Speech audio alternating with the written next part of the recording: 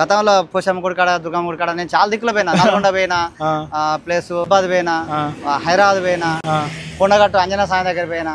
ఈ ఆటోలో okay. Electric ఆటోలు ఫస్ట్ సిటీలో డ్రైవ్ చేస్తూ ఉంటారు కానీ మీరు వెళ్తా ఉంటారు? ఎక్కడ పడితే అక్కడికి వెళ్తా. నాకు ఏం ఇబ్బంది, ఎందుకంటే ఇవన్నీ నాకు సెట్టింగ్లు ఉన్నాయి కాబట్టి ఏడైనా ఛార్జింగ్ పెట్టుకుంటా ఇబ్బంది ఏమి ఉండదు.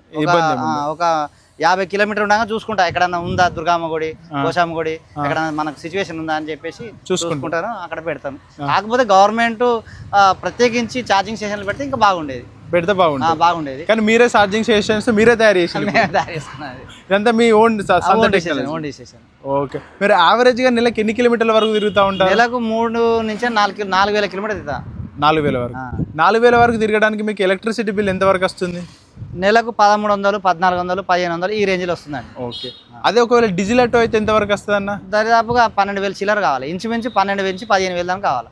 రోజుకు 400 చొప్పున డీజిల్ కావాలి. ప్లస్ మైనర్ రిపేరింగ్ కావాలి, దానికి గుడ్ కలపర్లు ఉంటాయి, గిరీసులు ఉంటాయి, మైల్ చేంజ్ ఉంటాయి, ఫిల్టర్లు ఉంటాయి, సెల్ఫ్ మోటార్ ఉంటుంది, బ్యాటరీ ఉంటుంది, అన్ని పెద్ద హై రిస్క్ పనులు అవి. మరి ఈ వెహికల్ లో మీరు ఎందరి వరకు ప్యాసింజర్లు ఎక్కిస్తున్నావు అన్న? ఇది నేను 10 మందిని ఎక్కుతాను. ఈ 15 మందిని అయినా అలకపోతుంది బండి. 15 మందిని కూర్చోబెట్టినా కానీ 15 మంది కూర్చోలేరు. కానీ ఇక మేము ట్రయల్ రన్ గా నిలబెట్టి అటు నిలబెట్టి ట్రయల్ రన్ చూసినాం. 15 మంది 16 మంది వేసినా కానీ ఈజీగా పోతుంది. మళ్ళీ ప్లేస్ ఏంటంటే 1.5 టన్నుల వజన వేసినా కానీ అలకపోతుంది బండి. బాగా స్టాండర్డ్ ఇచ్చిండు బండి, బాడీ కానీ ప్లస్ వెనుక హౌసింగ్ కానీ చాలా స్టాండర్డ్ ఇచ్చిండు. బాగా